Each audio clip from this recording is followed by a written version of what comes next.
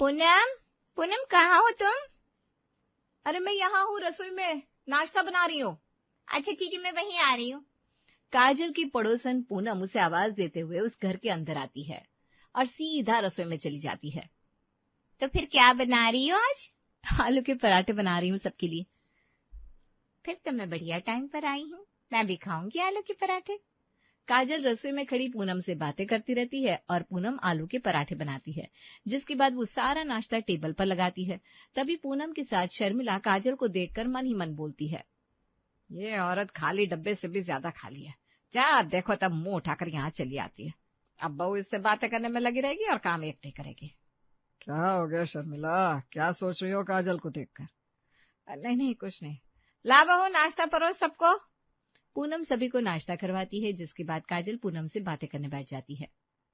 बहू हम सबको नाश्ता किए 1 घंटा हो गया, कम से कम टेबल से बर्तन तो उठा ले, या बर्तन खुद ही रसोई में जाकर सिंक में आत्महत्या कर लेंगे। उठाती हूँ ना माँ जी। अच्छा काजल तुम बताओ फिर आगे क्या हुआ? होना क्या है, 5,000 वाली साड़ी 2,000 में लेकर आई मैं तो। वैसे काजल एक बात बताओ, तुम्हें तुम्हारे घर में कोई काम नहीं होता क्या? क्यों, क्या हो गया आंटी जी? जब देखो तब तुम मुंह उठाकर सुबह सुबह यहाँ चली आती हो, फिर शाम तक यहीं बैठी रहती हो। घर में खाना वाना बनाना नहीं होता क्या? माँ जी आप क्या बोल रही हैं? ऐसे कौन बात करता है पड़ोसियों से? कोई बात नहीं आंटी जी, बड़ी है वो, कह सकती हैं।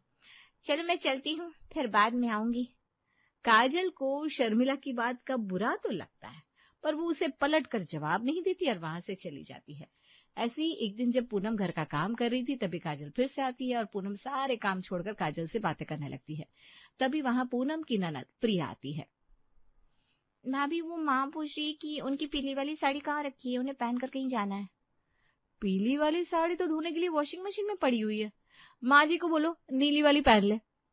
पर भाभी आप तो कल वॉशिंग मशीन लगाने वाली थी ना? अरे वो काजल से बातें करने लग गई तो मैं भूल ही गई कि मुझे मशीन लगानी है। पूनम की बात सुनकर प्रिया अपनी माँ के कमरे में जाती है और पूनम की कही सारी बात अपनी माँ को बताती है, जिसके बाद शर्मिला गुस्से में पूनम के पास आती है।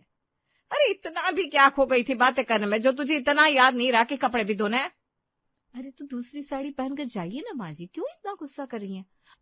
और आपको अपनी साड़ी पसंद नहीं आ रही तो मेरी अलमारी से साड़ी निकाल कर पहन लीजिए, पीली नीली सब है।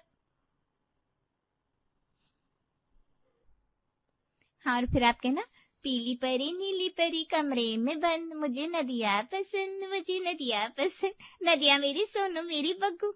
तुम तो चुप ही रहो, अपना तुम्हें कुछ करना होता नहीं है, लोगों के काम बिगाड़ने के लिए चली आती हो बस। इतना बोलकर शर्मिला वहां से चली जाती है। दिन गुजरते चले जाते हैं, लेकिन पूनम और काजल की बातें खत्म होने का नाम नहीं